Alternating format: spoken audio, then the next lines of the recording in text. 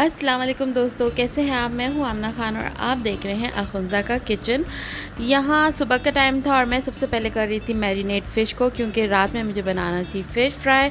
तो उसके लिए मैंने ले ली थी फ़िश और नमक लिया था, उसमें 1.5 टीस्पून, धनिया पाउडर 1 टीस्पून, ज़ीरा powder 1/2 teaspoon, black pepper 1/2 teaspoon, white paper 1/2 teaspoon, गरम मसाला 1/2 टीस्पून से थोड़ा कम समझे 1/4 टीस्पून, पिसी हुई लाल मिर्च 1/4 टीस्पून। आप लोग चाहें ना तो 1 टीस्पून ले सकते हैं। मैं बहुत फीका खाती हूँ, मतलब बहुत हल्के मसाले में खाती हूँ, तो मैंने यहाँ पिसी हुई मिर्च बहुत कम डाली थी।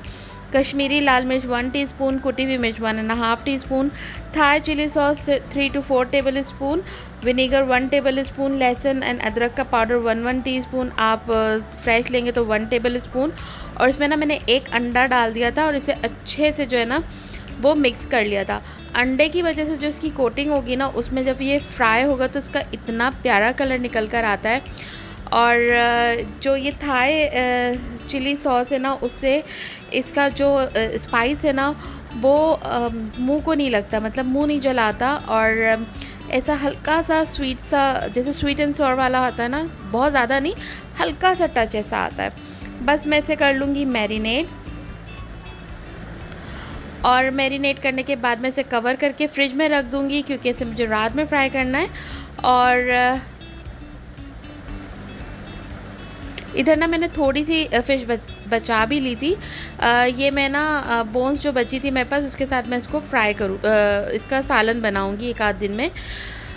फ़िश मैंने 2.5 किलो का पूरा एक था, उसको कटवा लिया था। जो बच गई थी ना ये वो थी, और थोड़ी सी 3-4 पीस छोटे छोटे जो होते हैं ना बैक दूम वाली साइड से, वो बचा लिया था। अच्छा, यहाँ ना फिर मेरे पास पार्सल आ गया था। और ये जो पार्सल था ना ये दराज से आया था, और मुझे बिल्कुल यकीन नहीं था कि ये इतने ज़बरदस्त डब्बे निकलेंगे। ये मुझे 1100 समथिंग का पड़ा था, मतलब 1150 रुपीज़ समझ लें। और ये इतने ज़बरदस्त डब्बे थे ना, क्योंकि लास्ट टाइम जब मैंने मंगाए थे तो मैंने स्क्वायर मंगवाए थे, वो आ गए थे रेक्टेंगल, और ये फिर सर्कल आ गए थे। मुझे असल में इसमें ना आटे का पाउडर, जो आटा होता है ना खुश्क आटा, वो रखने के लिए चाहिए था। तो राउंड में ये 4 का पैक था। और ये यकीन करें इसकी क्वालिटी बहुत ही ज़बरदस्त है, ख़ासकर इसका जो ढक्कन था ना वो बहुत अच्छे से फिक्स हो रहा था, और निकालने में थोड़ा मेहनत करना पड़ रहा था। तो इसके बाद जो है ना यहाँ मैंने चढ़ा लिए थे राइस, और राइस जो है वो मैं प्रेशर कुकर में तैयार कर रही थी। प्रेशर कुकर में कह रही हूँ, इसे जो है ना मैंने राइस कुकर में रेडी करने थे। तो राइस कुकर जब मैं पहले इस्तेमाल करती थी ना, तो मैं जैसे चावल हम लोग इस्तेमाल करते हैं, अगर 1 कप लिया तो उसमें 2 कप एक्स्ट्रा करके डाले, समझे 3। लेकिन इसमें ना नीचे से वो जल रहे थे। तो फिर मैंने क्या किया कि बाद में मैंने एक और, जैसे 1 कप है तो उसमें 3 कप एक्स्ट्रा, टोटल 4 कप जो है वो पानी जब मैं डालने लगी, तो अब इसमें जो है ना वो राइस नीचे से जलते नहीं है, पूरे सही तरीके से प्रॉपर पकते। तो इसने तो मेरी ज़िंदगी जो है ना वो आसान कर ली। मैं इसमें नमक के साथ साथ कभी घी, कभी तेल, और कभी कभी ना मैं थोड़ा सा ज़ीरा भी डाल के इस पर पका लेती हूँ। ऐसे मैं कभी कभी करती हूँ, ज़्यादातर तो मैं नॉर्मल चूल्हे पे ही बना लेती हूँ। अच्छा, इसके बाद अजलान ने मुझे इतना तंग किया हुआ था, इतना तंग किया हुआ था कि उसको टी टाइम पे ना पास्ता खाना था। वैसे रात में खाना बन रहा था, लेकिन उसको पास्ता खाना था। और लास्ट में मैंने हार मान के उसके लिए पास्ता आकर रेडी कर लिया। तो ये मैं बगैर चिकन के पास्ता बना रही थी,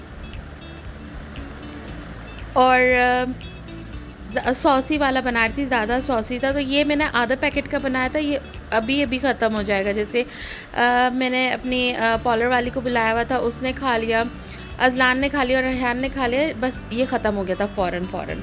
तो यहाँ उस अजलान के लिए खाना रेडी हुआ, तो इतना एक्साइटेड था और थैंक यू कर रहा था मुझे। तो यहाँ बस मैं उसको ले जाकर दे दूँगी, और आगे का काम वो खुद ही कर लेगा। अपनी चेयर सेट करना, बैठना और खाने का काम तो वो खुद कर लेगा। तो उसने ना सामने कुशन भी सजाया हुआ था कि अपनी पसंद का कार्टून लगा कर ना उसने यहाँ सामने कुशन के ऊपर सजाना था। तो मुझे अच्छी खासी हंसी भी आ रही थी कि ये कहाँ से क्या क्या चीज़ें सीखता है। पर मैंने कुशन हटा के कहा था कि फ़ोन अभी आप रख दें और पहले खाना खा लें, उसके बाद फिर फ़ोन में जो भी खेल रहे हो ना वो खेल लेना। तो उसने मेरी बात सुन ली थी, फिर इसने ये रख दिया था। अभी ये ठंडा होने का इंतज़ार कर रहा था, क्योंकि काफ़ी गर्म था ना।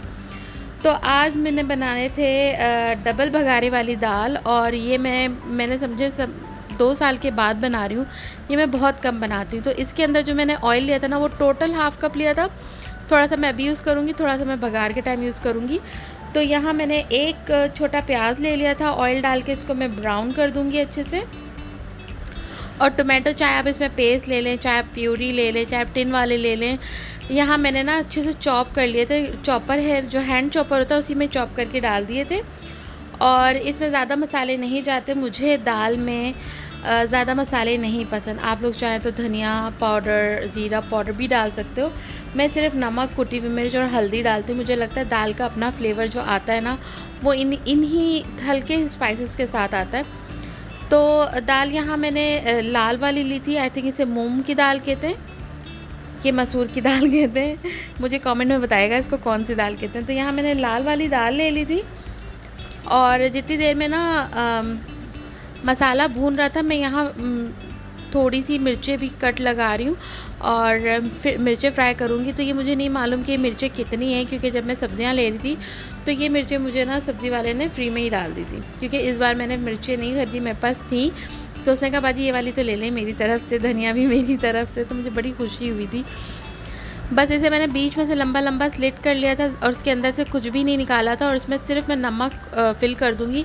नमक जो भी गिरता जाएगा ना इसी बर्तन में गिरता जाएगा, और नमक थोड़ा ज़्यादा क्वांटिटी में इसमें डलेगा। सारे इसको मैं रख दूँगी करके। और थोड़ी देर के बाद जो है ना, जब मैं थोड़ा मेरा पॉलर वाली आ गई थी, उसके साथ थोड़ा काम वाम करना था, उसको मैंने बिठा कर रखा था कि थोड़ी देर वेट करो, मैं दाल डाल के पानी डाल के फिर आऊँगी। क्योंकि अगर मैं इसको ऐसे ही छोड़ दूँगी तो फिर तुम्हारे जाने के बाद मुझे सारा काम स्टार्ट करना पड़ेगा। तो बेचारी बड़ी अच्छी है, वो मेरा इंतज़ार कर रही थी यहाँ पर। यहाँ बस मैंने दाल डाली थी, इसको इसके साथ थोड़ी सी देर 2 से 3 मिनट भूना था। और उसके बाद मैंने इसमें पानी डाल दिया था। और पानी डालने के बाद ना मैंने इसके उबाल आने का भी इंतज़ार नहीं किया था, बस चूल्हा आहिस्ते किया और मैं चली गई थी पेडिक्योर करवाने और फेशियल करवाने। असल में पेडिक्योर मुझे महीने में 2 दफ़ा तो ज़रूर कराना पड़ता है, क्योंकि इनग्रोथ होती है मेरे नेल्स की अंदर की तरफ, वो मेरे अंगूठे को बहुत ज़्यादा पेन करता है। तो मैं पेडिक्योर तो महीने में 2 दफ़ा ज़रूर ही लेती हूँ, कभी कभी 3 दफ़ा भी हो जाता है। बस वो यहाँ चले गई थी और उसके बाद जो है ना मैं अच्छा फ़्रेश फ़ील कर रही थी। उसके बाद यहाँ मैं बघार लगा रही थी। ये मैं सिर्फ़ और सिर्फ लहसुन और ज़ीरे का लगाऊंगी, मैं इसी का ही लगाती हूँ, मुझे इसी का अच्छा लगता है। बाकियों का मैं शो में आके कर भी दूँ ना तो मुझसे खाया नहीं जाता। जैसे अगर प्याज डाल दो, बहुत सारी चीज़ें डाल दो, तो मुझसे खाया नहीं जाता।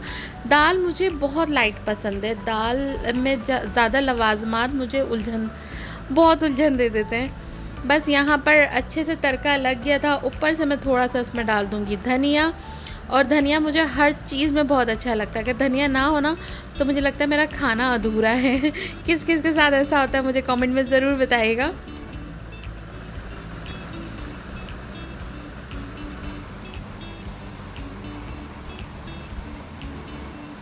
अच्छा, अब मैं मिर्चें भी फ्राई कर लूँगी। तो मिर्चों के लिए ना ऑयल थोड़ा सा ज़्यादा लेंगे, जैसे नॉर्मल से थोड़ा सा ज़्यादा लेंगे। और जब मैं मिर्चें डालूँगी ना तो जो नमक है उसको भी मैं झाड़ के इसमें डाल दूँगी। क्यों इसे कवर करके रख दिया, आगे चल के बताती हूँ। देखिए अब जो ये ऑयल ब्लैक ब्लैक हो गया है ना, और इसकी वजह से जो मिर्चें हल्की हल्की काली काली होंगी ना, और उसके बाद जब हम इसमें लास्ट में लेमन डालेंगे ना, तो इसका जो फ्लेवर है वो बहुत ज़्यादा अच्छा आता है। इसके बगैर ये मिर्चें बिल्कुल नहीं अच्छी लगती। अगर इसमें नमक कम होगा तो आपको ये मिर्चें बिल्कुल अच्छी नहीं लगेंगी, भले आप इस तरह से करें। आराम आराम से इसलिए दिखा रही हूँ कि इसको 1-2 मिनट कवर करना है, हाई फ्लेम पे बनाना है। 1 मिनट कवर करना है, हटाना है, टोस्ट करना है, फिर 1 मिनट पकाना है, फिर हटाना है, फिर टोस्ट करना है, ताकि ये जले ना और हर तरफ से ना एक जैसी ब्राउन हो जाए। अच्छे से जैसे ग्रिल मार्क वाला मार्क्स आते हैं ना, वैसे ही इसमें भी अच्छे से ब्राउन वाले मार्क्स अच्छे आने चाहिए। बस इसको मैंने 5 मिनट इसी तरह से पकाया था, कवर किया हटाया, फिर कवर किया हटाया। इस तरह से कर करके ना ये वाला कलर आना चाहिए खूबसूरत सा। जब ये कलर आ जाएगा ना, फिर हमें इसे फ्लेम से हटा के किसी भी बर्तन में निकालना है। और उसके बाद हमने इसमें लेमन जूस डालना है। कभी भी पैन के ऊपर लेमन जूस नहीं डालिएगा, इससे इतना धुआं निकलता है, इतना धुआं निकलता है। और उसके बाद जो बच्चों को और हमें खांसी लगती है ना, कितनी देर तक हमारा जो है हमें लगता है मिर्चें हमारी नाक के अंदर ही डल गई हैं। तो बस यहाँ मैंने 3 टेबलस्पून के करीब लेमन जूस लिया था। आप 2 से 3 फ्रेश लेमन भी ले सकते हैं। ये बहुत मज़े की बनती है, तो मेरी मोस्ट फेवरेट है। लेकिन मैं स्पाइस ज़्यादा नहीं खाती, तो ये मैं हार्डली 2 खाऊंगी और ये मेरी हफ्तों से ज़्यादा चलेगी, मतलब 2 हफ्ते तो मज़े से चलेंगी। और जो सुबह मैंने फ़िश मैरिनेट कर ली थी, ये इतने मज़े की मैरिनेट हो गई थी ना, ये भी मैं यहाँ फ्राई कर लूँगी।